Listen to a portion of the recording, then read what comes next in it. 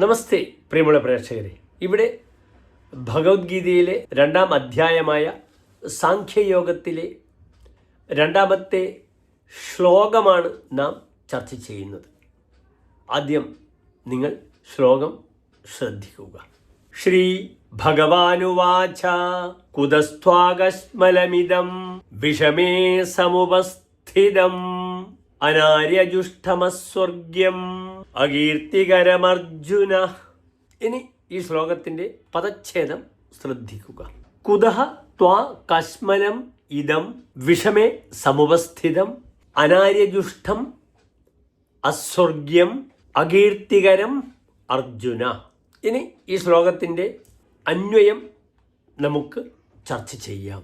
ഹേ അർജുന, വിഷമേ അനാര്യജുഷ്ടം അസ്വർഗ്യം അകീർത്തികരം ഇദം കശ്മലം ത്വാ കുതഃ സമുപസ്ഥിതം.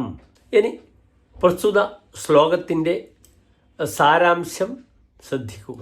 ഭഗവാൻ കൃഷ്ണൻ ഇപ്രകാരം അർജുനനോട് പറഞ്ഞു: ശ്രേഷ്ഠന്മാർക്ക് യോജിക്കാത്തതും സ്വർഗപ്രാപ്തിക്ക് ഉതകാത്തതും ദുഷ്കീർത്തി ഉണ്ടാക്കുന്നതുമായ അനവസരത്തിലുള്ള ഈ മൗഢ്യം, ഈ വിഷമഘട്ടത്തിൽ എപ്രകാരമാണ് നിന്നിൽ വന്നുകൂടിയിരിക്കുന്നത്?